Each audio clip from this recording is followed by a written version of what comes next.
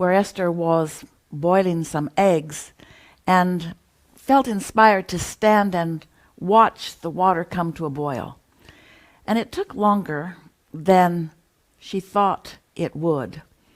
But she felt compelled or inspired to stay focused on the water until it actually came to a boil.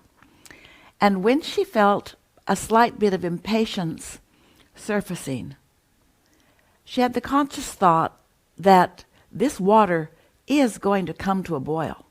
There's no way that that could not happen unless I turn the heat off beneath the boiling pot.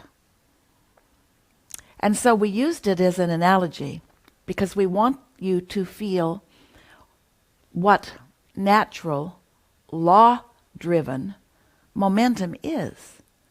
It's focus, which is the flame beneath the pot. Focus without deviation. Focus without contradiction.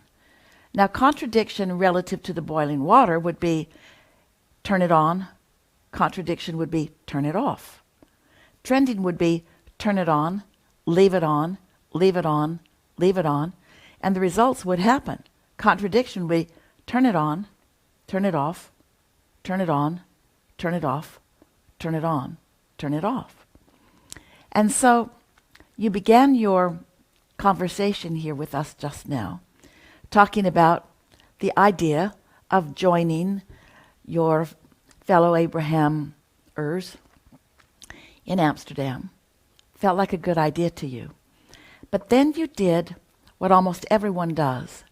You began the practicality of it, which was essentially like turning the pot off a little bit.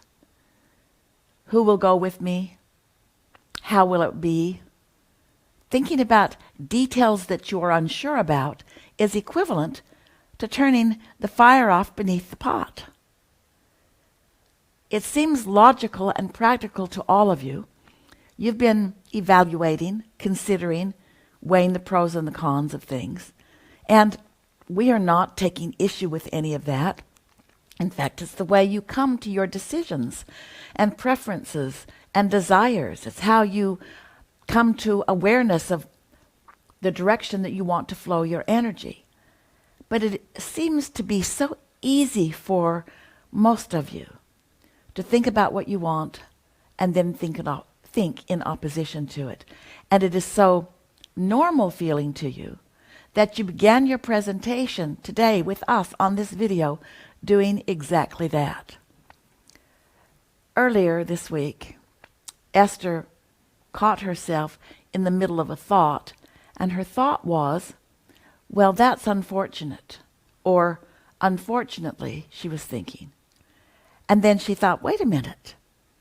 That is really like turning the heat off beneath the boiling pot of desires that I hold. And it is every bit as easy to turn my attention to what is fortunate about this moment. And so she began saying, well, fortunately, I have plenty of time. And fortunately, I'm feeling especially good today. And fortunately, the sun is shining. And fortunately, the driveway heaters are on beneath the snow. She was at her Utah house this week. And fortunately, and fortunately this, and fortunately that, and fortunately that, that's keeping the fire beneath the pot with the intention being you want it to come to a boil. And the equivalent of something coming to a boil is your desires coming to fruition. Look at what is happening that makes you feel good and emphasize that rather than looking at what isn't happening that makes you feel bad. That is the simple key to living happily ever after. When you say, oh yeah, and I want it to hurry up, that impatience indicates that you're a little bit like Esther was watching that kettle come to a boil, that pot come to a boil. It was easy in that situation because she knows the laws of physics.